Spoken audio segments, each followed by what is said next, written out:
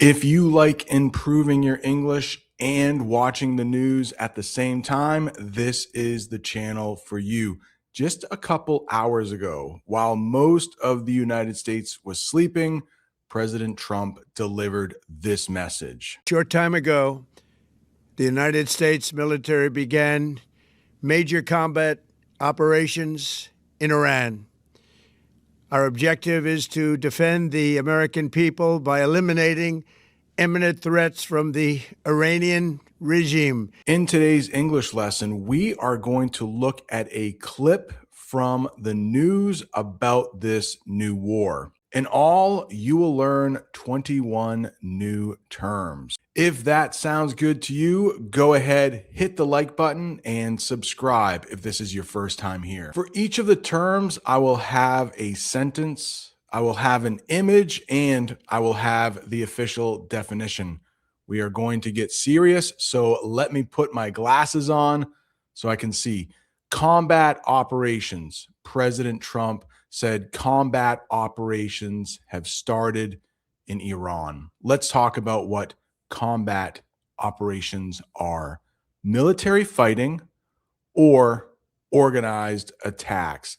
The news reported that combat operations have started in Iran early this morning. President Trump said the main objective for this operation was to protect the American people, to make sure Iran never gets a nuclear weapon. So let's talk about what the objective means. It is the main goal or purpose of an action. Here is the sentence. Their main objective is to take control of the airport. Now, you might have an objective for learning English, like the main reason you are doing that. Please let me know in the comments, what's your main objective for learning English? Is it to get a better job? Is it to make friends? Is it to travel the world? To defend. Defend. Yes, we often use this with war. It means to protect someone or something from being attacked. The soldiers stayed behind to defend the city from the invading army. And in this case, the United States would be the invading army. How about eliminating? Eliminating. That is a good term to know. Eliminating, removing, or destroying something completely. Now, we don't only use this when talking about military operations. I'm trying to do this right now, just like this man is. He worked on eliminating sugar from his diet. I'm not sure if you have ever visited the United States, but man, we put sugar in everything. Last year, I went to Mexico and I was surprised at the sugary snacks. They didn't have as much sugar in them as we do here in the United States. I will pronounce this one a couple times. Imminent. Imminent. That means happening very soon, usually something dangerous or bad. If you take a look at that picture, it looks like bad weather is imminent for that city. Let's read the sentence.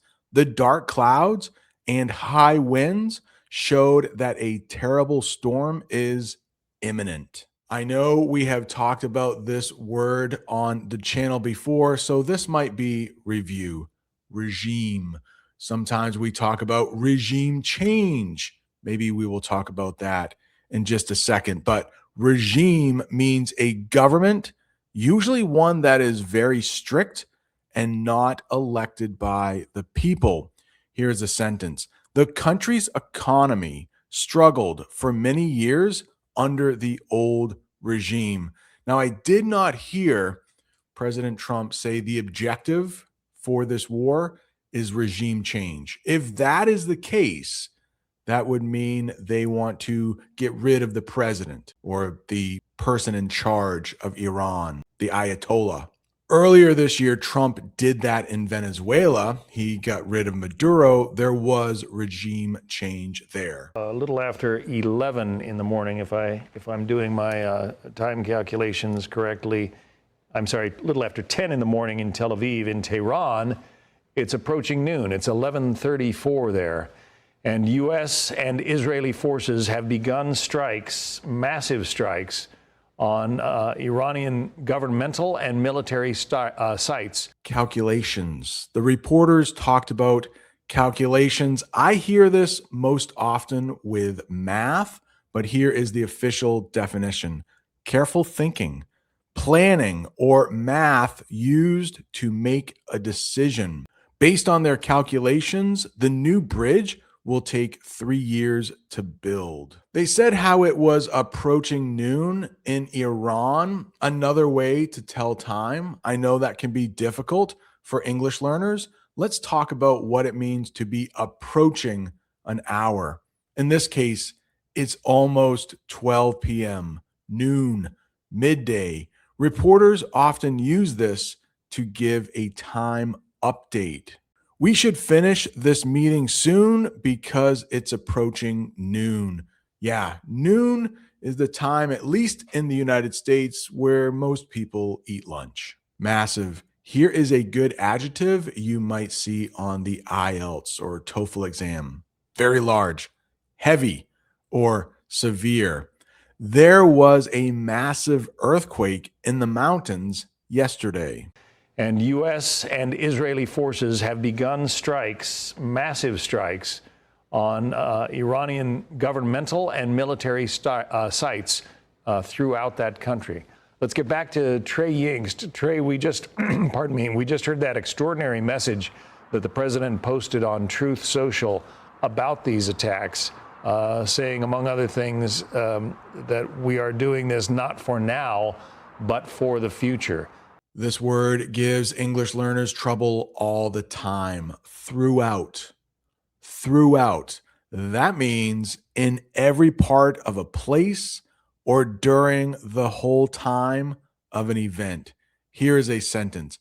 It rained heavily throughout the night. I hope this never happens to you if you take the IELTS or TOEFL exam, but you might struggle throughout. Let's change that to something more positive. He felt confident throughout the entire test. Let's go back to native English speakers use this phrase all the time. It is a phrase used to return to an earlier topic of conversation. Let's get back to the good stuff we were talking about earlier. I am offering a course to help you watch the news better in English. Let's take a look at a small ad. Stop. Look at this word, landslide. Do you think it means rocks falling down from a mountain? In the news, that is a big no. It means winning an election by a large amount. If you want to read the New York Times or watch CNN or Fox News, you need to know news English, or like I like to call it, headline-ese, like Chinese or Taiwanese. It's a foreign language. It's not like English from a textbook. And the best place to start is my free guide. It's called The 50 Words You Need to Know Before You Read the News. It teaches you the most important words for politics, crimes, elections, and so much more. It's totally free. There is a QR code right up there, or there is a link in the description. Now, back to the English lesson. Okay, now let's get back to the English lesson. Pardon me. The reporter cleared his throat. I just cleared my throat. And he said, pardon me. Let's get the official definition for pardon me. A formal and polite way to say, excuse me, or to correct a mistake while speaking. If you see in the picture, it looks like he is either coughing or he could be clearing his throat. You could say, pardon me, after both. The reporter said, pardon me, after he cleared his throat. Next, we have extraordinary. Extraordinary, very unusual, special, or surprising. The doctors made an extraordinary effort to save the patient. Any reaction that you're hearing in Israel to what the president had to say? Yeah, John, the United States and Israel are striking Iran as we speak. President Trump addressing the world, saying this operation is massive and ongoing. The Israelis are already responding. I'm talking with sources here who are watching closely what the president says. We understand there was a significant amount of coordination over the past not only several weeks, but several months between American and Israeli counterparts in preparation for these strikes. Here's another term English speakers love to use: as we speak. You will hear this on the news quite often. It means happening exactly at this moment. The rescue team is searching for survivors as we speak. And of course, I'm not watching the news right now, but I'm sure as we speak, there is still bombing going on in Tehran. That bombing is ongoing. Ongoing. Let's get the official definition. Continuing to happen or exist right now.